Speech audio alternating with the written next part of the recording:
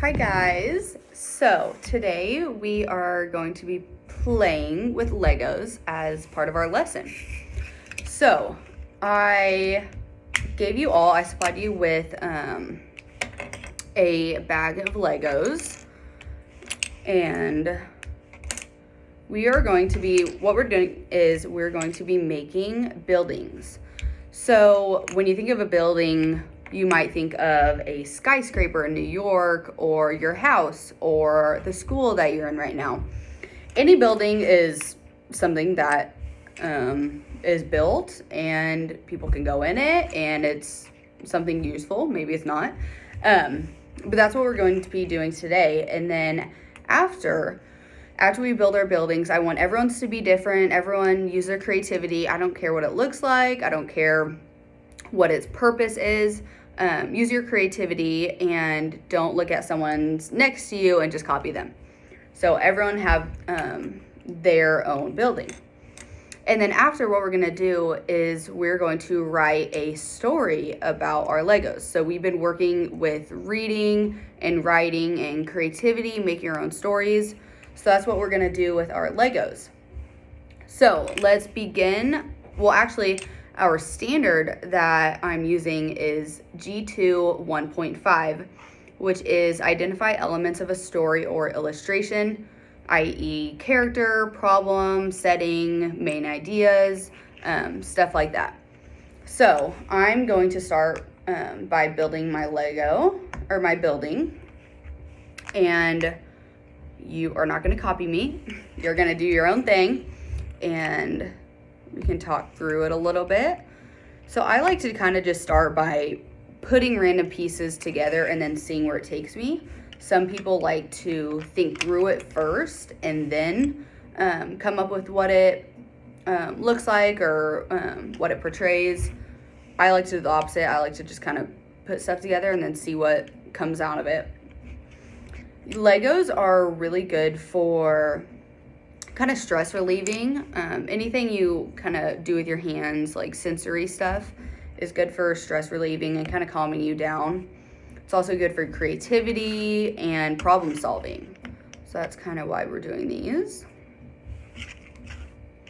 And I'm going to put my last piece here.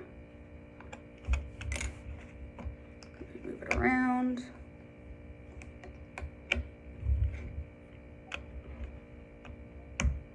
All right, so here is my building. I don't know if you can see it, kind of different angles of it. See, there's a little hole in there.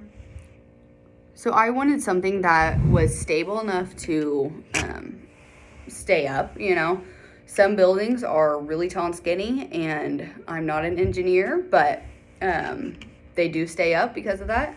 And some are really short and long, but you need to make sure that your building would be able to stand up on its own and be able to go through a rainstorm and not fall over, because that could be and probably would be a hazard. So again, here is my building. Chose to do something really stable, kind of a square-like. As you can see from the top view, it's a square. Little holes in it. And I envisioned that these would be different levels, kind of like this would be an apartment complex. So different levels with apartments in them. And then up here, I envisioned a rooftop pool. So this is what this blue part is right there, a rooftop pool. And then I envisioned up here to be like seating, like lounging kind of areas to tan if you want in the summer or something like that. And I envisioned this building to be somewhere like in New York, somewhere really extravagant and cool looking, a city. And so now, hopefully you all have finished your buildings. If not, you can always add to them later. Now we're going to be coming up with a story, or writing. We will be writing down a story, but for now we're just gonna kind of talk through what a story is. So for me, my story, I came up with, a story needs characters It needs kind of a main idea or a plot. There could be a problem in your story. There could be a mystery, a romance, maybe a love, anything like that. So what I chose to do for my story is there are two people that live in this apartment complex, having come up with names, and they always go to the rooftop pool during the day to tan and just hang out and stuff. And then they eventually fall in love from always hanging out and stuff. And then they live happily ever after. So I want you to come up with your own story.